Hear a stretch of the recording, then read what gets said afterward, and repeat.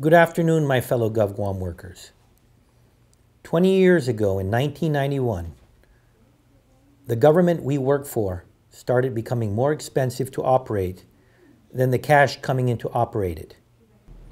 Over those past 20 years, government leaders did everything possible to keep the government afloat. It started with more applications for federal grants. Some last till today. Some ran out of funding. Then government started paying its vendors late so it could have cash for payroll. And when that wasn't enough, government started using the people's tax refunds to pay for your paychecks. And that bill to the people is now $280 million.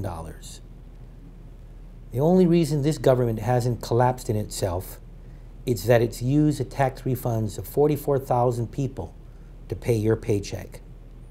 And I know that's not your fault. Most of you work very hard and you earn that paycheck every 2 weeks. It is your employer who has written you an empty promise. Your employer gave you a job but never told you that at some time, because of his or her actions, the money for your paycheck would run out.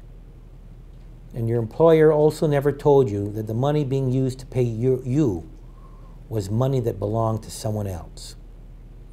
Worse, there have been periods in the last 20 years when your employer knew that the money was running out, that your employer decided it was okay to appropriate millions in unnecessary expenses like subsidies, travel, and pet projects. At one time, there were 700 employees at the legislature, and there used to be over 200 employees at the governor's office.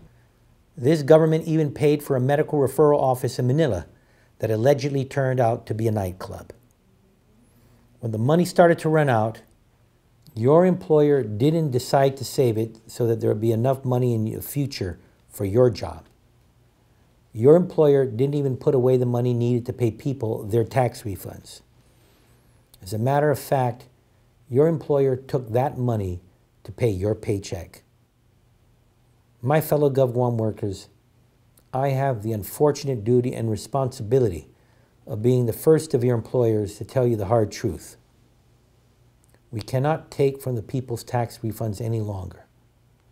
Thousands of them are suffering because they can't get medical care.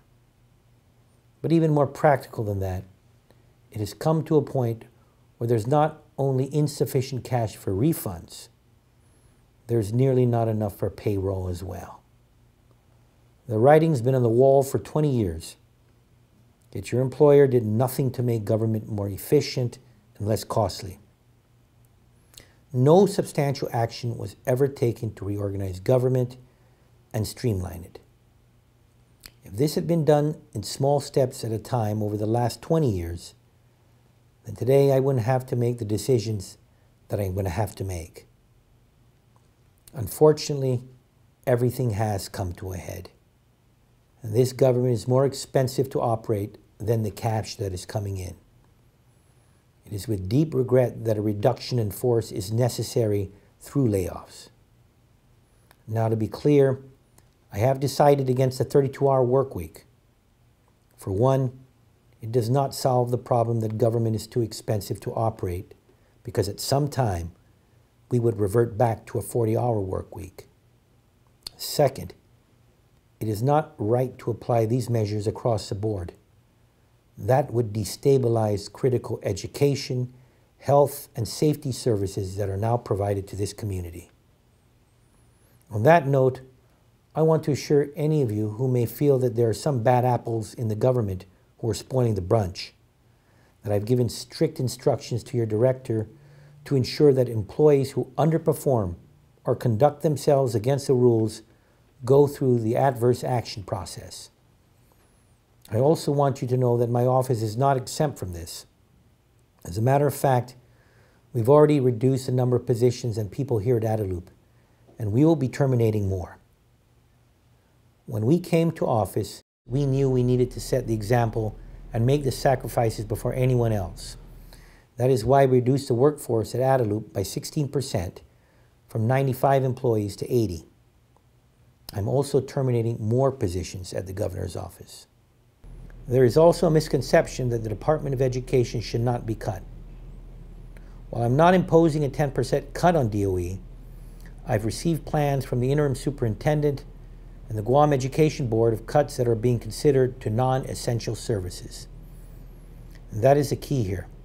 I am very clearly prioritizing the education, health, and safety agencies.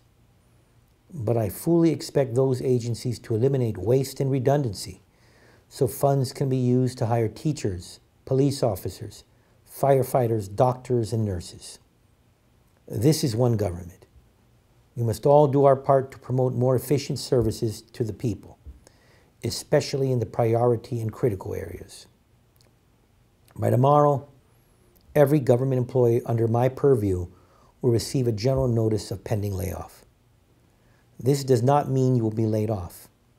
It merely informs you of the possibility of a layoff in your department, and it provides you with options and alternatives you may wish to explore. 30 days from then, individual layoff notices may be sent to those slated for layoff by the Department of Administration's Human Resources Division. This will be based on the plan submitted by your director. Please keep in mind as well that the elimination of your position may not mean your job is eliminated. Classified employees have bumping rights. Your performance and your seniority will be factored into the assessment, and you certainly have due process and priority placement rights. I wish it weren't this way, but it is. If there is anything calming I can say to you, it would be this.